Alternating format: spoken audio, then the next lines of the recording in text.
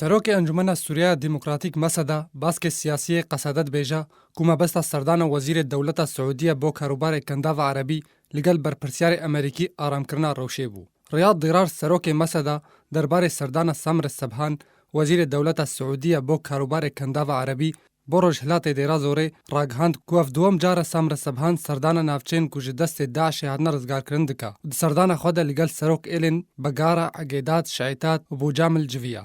Weke dîrar daye zanîn ku mebesta Samr Sebhan ji serdanê berqerarkirina ewlehiyê ye li deverê û herwiha dîtina rêyên piştevanîkirinê ya ji bo dabînkirina keş û hewaya aram û ewlehiyê. Herwiha serokê Meseda eşkere kir ku serok êlên li gel Sebhan civiyan bi hûrgulî behsa rewşa deverê ji Wezîrê Siûdiyê re kirin. Te kes kirin ku welatên gandava Erebî taybetî Siûdiye piştevaniya berqerarbûna ewlehiyê li deverê dikin. Riyad Dîrar da zanîn ku Samr Sebhan daxwaza ji serok êlên Ereb kir ku yek dest û yek rêz bin, da ku bikaribin rûbirûyê pêşhata û guhartinan bibin û rêgiriyê li her metirsiyekê bikin. Ji aliyê xwe ve jê derên ragihandinê tekez kirin ku Samr Sebhan kujmekî pereyan daye serok êl nûnerên êlan yên ku di civînê de amade bûn, da ku hewla aramkirina rewşê bidin. Di serdana Samr Sebhan de bo rojhilatê dêra zorê Joel Rabion Cîgirê wezîrê dervê Amerîka û William Robak rawêjkarê serokê hevpeymaniya navdewletî amade bûn.